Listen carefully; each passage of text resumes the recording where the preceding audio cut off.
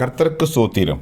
இன்றைய வேதவசனம் 1 கொரிந்தியர் 15ஆம் அதிகாரம் 57ஆம் வசனம்.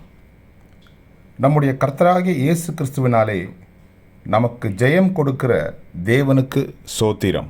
ஆமென்.